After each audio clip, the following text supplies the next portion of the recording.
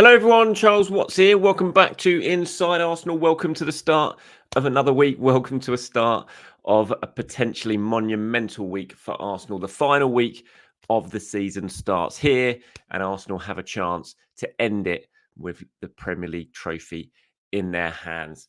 It's been a long, long time since I've been able to say that. Yes, things are going to have to go their way. Yes, someone, either Spurs or West Ham, are going to have to do Arsenal a favour, but they do have a chance of winning the Premier League title. They have taken it to the final day of the season thanks to that 1-0 win against Manchester United yesterday at Old Trafford. Of course, I did my sort of immediate post-match reaction video yesterday, but we're going to look at it a lot more in depth today in what was a pretty stressful, excruciating at times game to watch yesterday, but they got the job done. They got the result under huge amounts of pressure, and they have taken it to the final day of the season.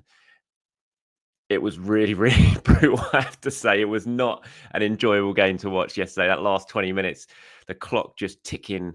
I've never seen something go so slowly in my life, apart from perhaps Casemiro trying to get away and push up in that really crucial moment in the first half that led to Arsenal's goal. But yeah, it was a difficult watch. It was a stressful watch, but it was a win, and that was all that mattered for Arsenal. You could see what it meant with those celebrations at the end for those players and for those fans in Old Trafford. A lot of those fans would never have seen Arsenal win in the league at Old Trafford before, because the only time they've done it since, I think it was Adebayor's goal in 2006 or 2007, whenever it was, only time they've done it since then, of course, was behind closed doors in COVID time. It was a really important win, again delivered by that man Leandro Trossard, coming up with a crucial goal in the biggest of games for Arsenal, like he's done so many times this season. Such an important player for Arsenal. Really crucial goal as well. If only done that finish against Aston Villa. That's all I was thinking after the game when I was watching the replays of that goal. I was thinking, if only you'd done that exact same finish against Aston Villa a few weeks ago, things could be very, very different right now. But look, that's gone. I'm not going to harp back to that too much. Arsenal just got to focus on what's in front of them now. What's in front of them is a huge week. They've got to prepare, keep themselves calm, and get ready for that game against Everton on Sunday. But there is, of course, that massive fixture at Spurs tomorrow night. Before that, I'm not holding out too much hope. Some of you guys might be different. Some of you might be expecting Spurs to do Arsenal some sort of favour yesterday. All we need is a draw to put it potentially in Arsenal's hands. I suppose it's not technically in Arsenal's hands, because you could also look at it and say it's in Man City's hands as well, because they just need, if it is a draw, they'll still just need to score 3 more goals than Arsenal going into that final day. But Arsenal would certainly be firm favourites, and that would be the most important thing. But I'm not holding up too much hope, and I don't want to be pessimistic on what should be a really nice Monday after that win. But I think it's going to be very, very hard for Arsenal to expect to get anything from Tottenham on Tuesday. Mikel absolutely delighted with the result. I can't imagine he was that happy with the performance in terms of what his side produced, but I do think, given the pressure they were under yesterday as well, I think they probably do need to be cut a little bit of slack, because everything was on the line for them yesterday. They would have known that. I think it's really hard to perform at your best, and probably to know exactly how to approach the game or play the game, especially against such a poor United team who didn't really offer much. They had plenty of the ball. They were in around the Arsenal penalty area, but Arsenal always looked very, very comfortable. As sort of painful as it was to watch, when you sort of step back and look at it as a whole, United didn't really threaten. I think Arsenal, those players on the pitch, would have felt that and would have known they were pretty comfortably keeping United at bay. And given what was at stake, is probably the first thing in their mind was, let's not do anything silly. Let's not make a mistake and expose ourselves. Let's just make sure we get this win. So maybe they do deserve to be cut a little bit of slack for the nature of that performance against the United team, who really, really do not have anything to offer, I have to say. Looking at what Mikel said in terms of the performance, he says, well, I'm really, really happy. Obviously, everything is at stake. We had no margin for errors since January. We have to keep winning and winning and winning in any context. Today, we have to play in a really special place. Our history wasn't very optimistic about what could happen, but we found a way to win it.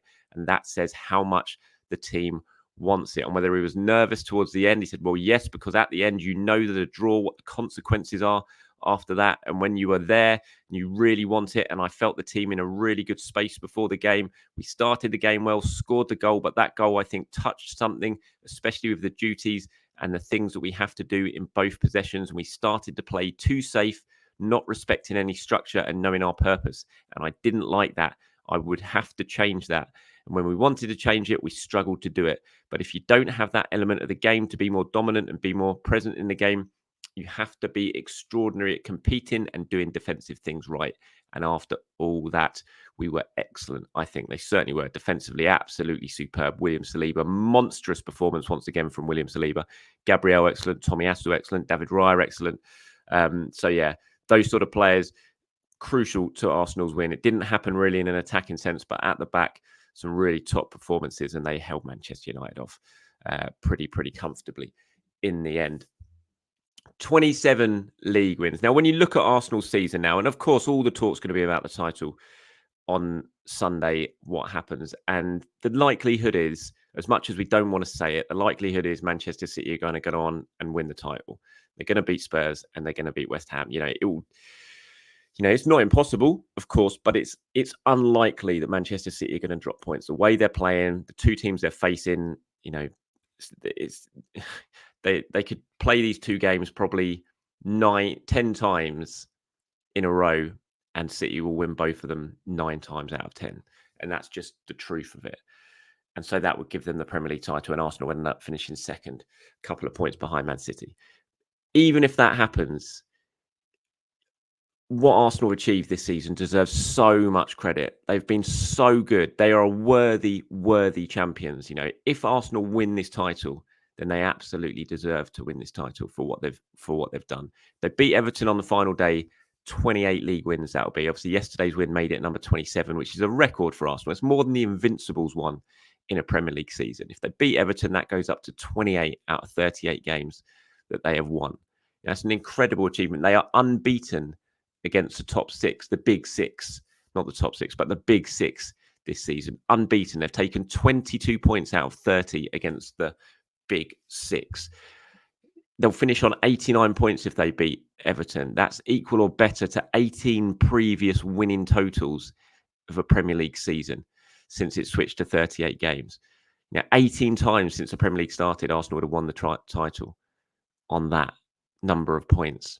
They've now won more points this season already with a game to go than 13 of Alex Ferguson's title-winning teams for Manchester United. The number, they just keep going. Arsenal, they made history with that. Mikel's quote here underneath, if you see it on YouTube, if you're watching it, it says, on the record since the turn of the year, he says, I think it encourages you to win more and be better equipped and be better prepared and have more confidence to win in different contexts and to bring results in different ways. And they just mentioned it's 27 wins in the Premier League. It's the most in the history of this football club. That's not progress.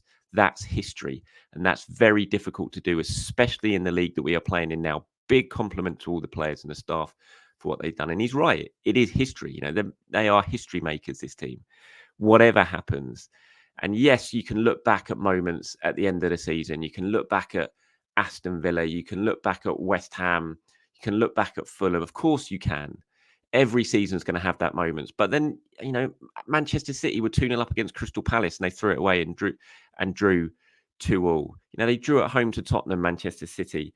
There's plenty of, even City, there's plenty of moments they can look back and think, if we'd won that game, if we'd seen that game out, if we hadn't thrown away a 2-goal lead at home to Crystal Palace with a few minutes remaining, we'd be on this amount of points. So every team can do that.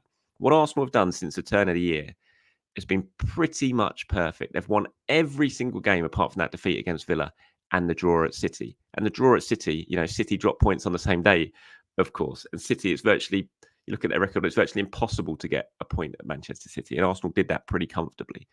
They've been absolutely brilliant in 2024. And whatever happens between now and the end of the season, whatever happens against Everton, that's what I'm going to take away from this season. There's so much to like about this team, and there's so much reason to be really, really confident in terms of potential success to come over the coming years. Just wanted to mention William Saliba yesterday. I talk about monstrous performance, and it genuinely was. What a player he is. He's been player of the season, player of the month, I'll get it right eventually. Player of the match, away at Manchester City, away at Liverpool, away at Manchester United. Just absolutely fantastic. Arsenal needed him yesterday because the forwards weren't playing well, weren't really creating too much. Arsenal needed their defence to get them over the line, and they did absolutely that. It wasn't just Saliba. I thought Tomiyasu played very well. I thought David Raya played very well. I thought Gabriel played well. But Saliba's performance was absolutely exceptional. That tackle one, Garnacho, will live long in the memory. It was one I mentioned it yesterday, kind of reminded me of Bobby Moore against Brazil in that really famous tackle in the 1970 World Cup game, knockout game between the two teams. And, he just gets better and better and better. And that's players like Saliba, why I just feel so confident that there is going to be success in this Arsenal team. Yes, it's so difficult because they're up against Manchester City. We all know that, this winning machine that do it year after year and probably going to do it again this season.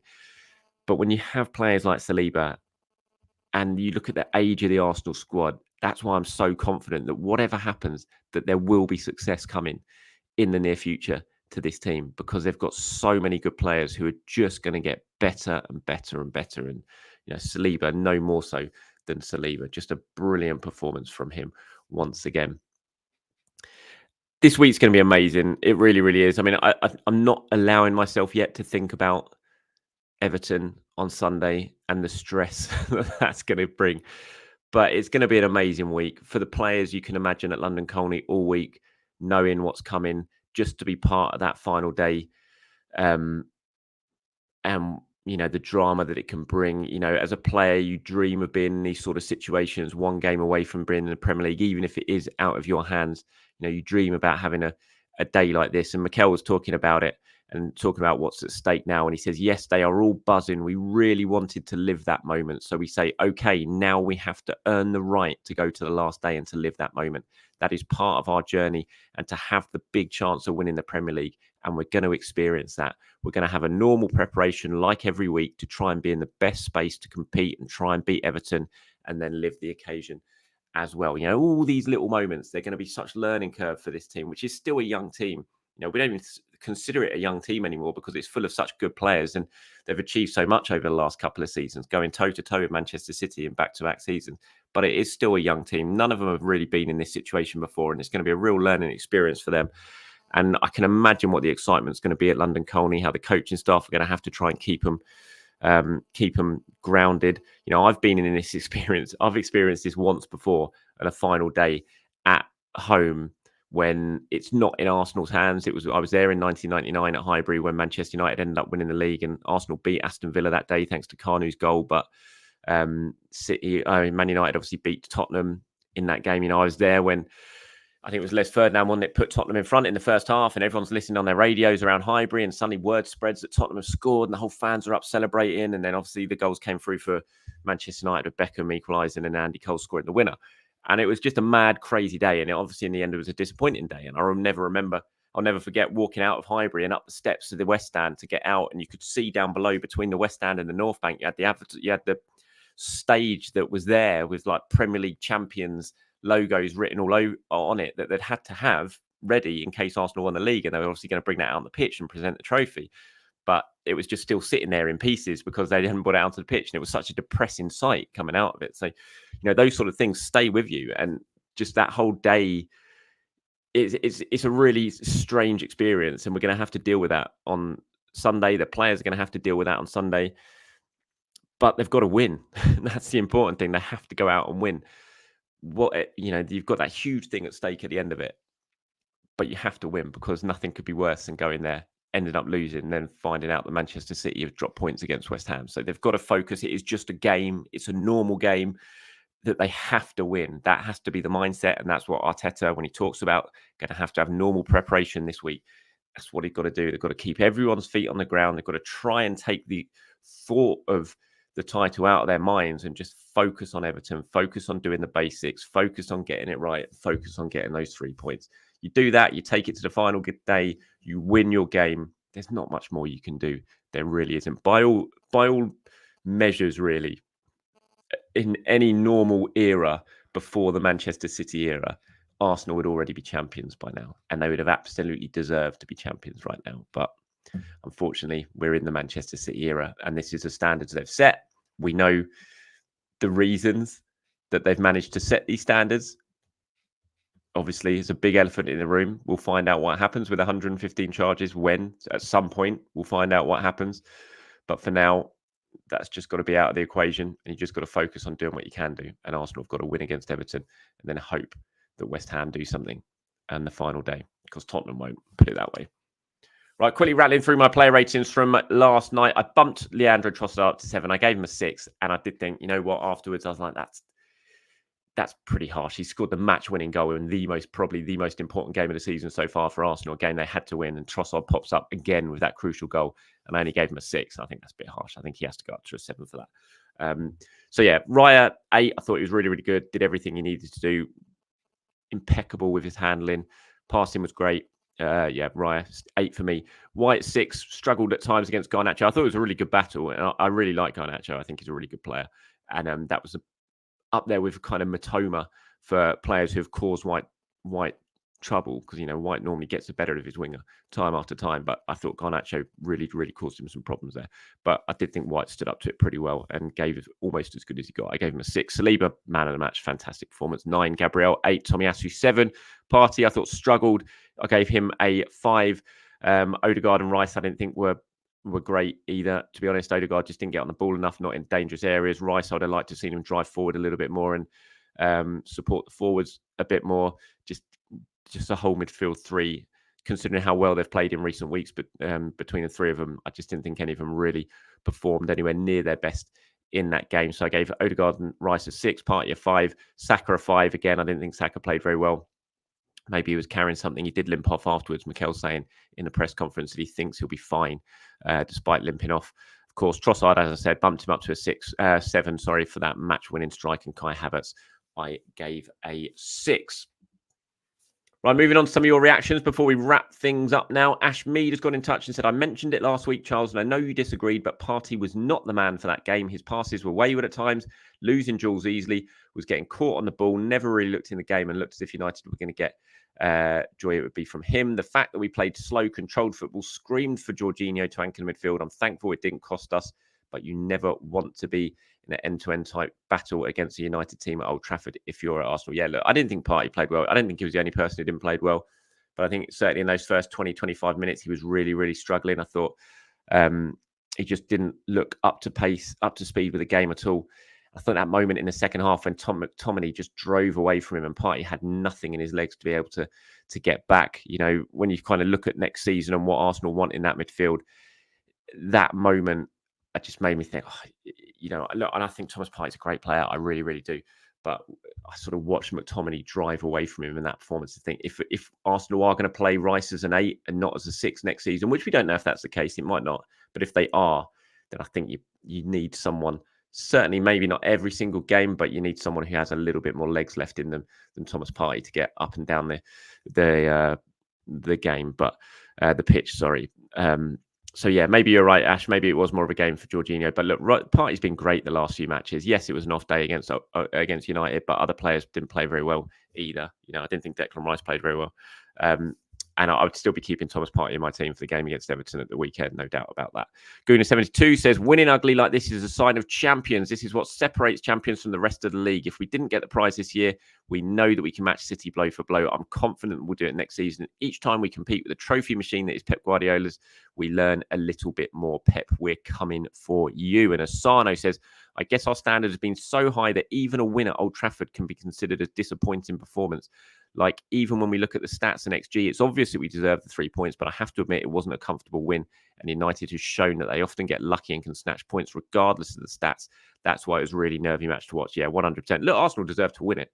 Absolutely deserved to win that game. No doubt about it. Everything suggests that they deserved to win that game. It still wasn't a great performance, but they did deserve to win that game. And like you said, it's just the fact that I've seen United somehow grab points from games when they've been dreadful this season that did make that last 20 minutes really, really nervy. Because you knew, I think, that if United had equalised, I don't think Arsenal would have been able to raise themselves to get back in the game because they just hadn't had any tempo all match. Ollie says, this was the last milestone that we needed to topple today, a win at Old Trafford, and we take City to the final day. The team now has the mentality to go on and win big things.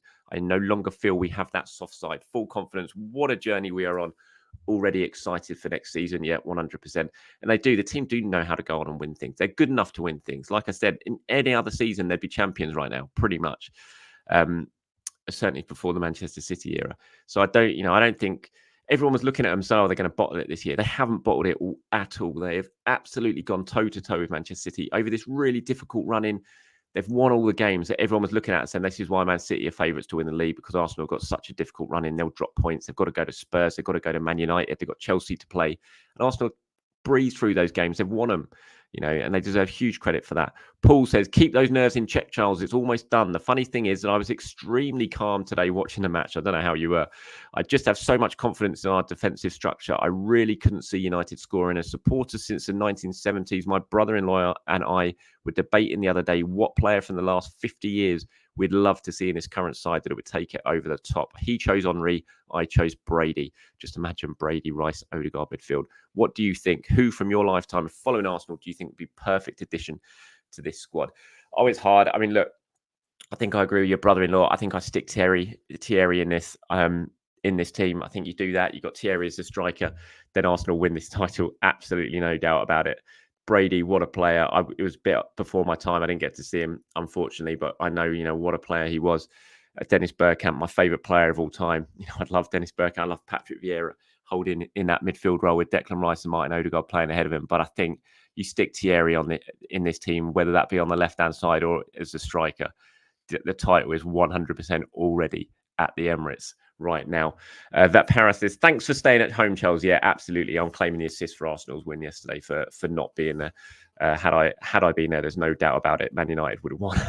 Jeff Rigdon says, Charles, love your show. One thing I need to know is how do you feel Arsenal will if Arsenal was to finish runners up against City, how do you reckon the boys would be feeling? Do you think they'd be despondent and feel like they've given their all and don't feel as though they can get any better? It just goes to show how phenomenal Pep boys are. Full credit to them.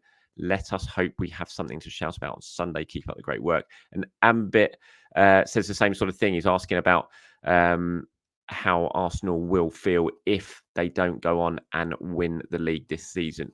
Will it affect the players for next season? I don't think it will. I think it will drive them on to be even hungrier. I think last season's disappointment has drove them on to go to one step higher. They've done that. They've improved on last season. They've taken City to the final day, something they weren't able to do last season. If they do end up losing it this year, if City win it again, I just think it's going to drive Arsenal on and make them even hungrier to go on and get the job done next season as well. I think they'll know what they can't afford to do is drop the sort of points they dropped in the first half of the season. Again, they'll have to be really strong in that first half of the season, hit the ground running, do that, and then try and take full advantage of a very positive start. So thanks very much for getting in touch. And a couple here, one from, looks like Niles Ravine says he's doing his predictions for the final week of the season. Says Man City defeats Spurs 3-2. Arsenal defeats Everton 5-0. West Ham defeats Man City 2-1. Arsenal champions 2023-24. I hope you are right. Mr. Kleiman says, hey, Charles, keep up the good work. Last time Arsenal needed a result with a team that played West Ham was in 2006, I believe. How much do the City players like lasagna? Absolutely. I was there at Highbury on that day, the final day of Highbury, Arsenal versus Wigan, Spurs versus West Ham. I was on the tube on the way up to the game on my phone, looking at all the talk about the game at West Ham potentially being called off because Tottenham had gone down with food poisoning after the dodgy lasagna. Mad day, classic Premier League day that was. And indeed, maybe that's a good omen. The fact that it is West Ham once again, we shall wait and see. Got a sneaky feeling Manchester City won't be eating lasagna before the game this time, though. That's it from me. Thank you very much for watching and for listening. Do have a very good start to your week, everyone. Enjoy it. I'll be back tomorrow. Talk all things Arsenal once again. Bye-bye.